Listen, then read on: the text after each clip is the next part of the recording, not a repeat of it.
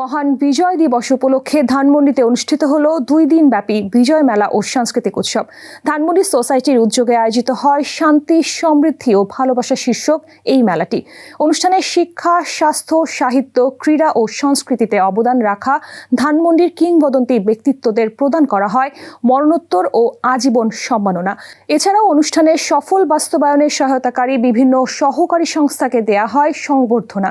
উৎসবে ছিল বিজ্ঞানভিত্তিক প্রদর্শনী, শিশুদের চিত্রকলা, সঙ্গীত, নৃত্য, নাট্য পরিবেশনা ও আতশবাজি। বিজয় দিবসে এমন আয়োজনের মাধ্যমে ধানমন্ডির ঐতিহ্য ও কমিউনিটির সামাজিক বন্ধন আরও দৃঢ় করার বার্তা দেন সোসাইটির নবনির্বাচিত সভাপতি। টানা তৃতীয়বার অর্জন করেছে দেশের সেরা সুপার ব্র্যান্ড স্বীকৃতি বসুন্ধরা টিস্যু। 16 ডিসেম্বর আমাদের বিজয় গাথা। এই বিজয় দিবসটা আমরা যথাযোগ্য ভাব গাম্ভীর্য বজায় রেখে পালন করার চেষ্টা করি।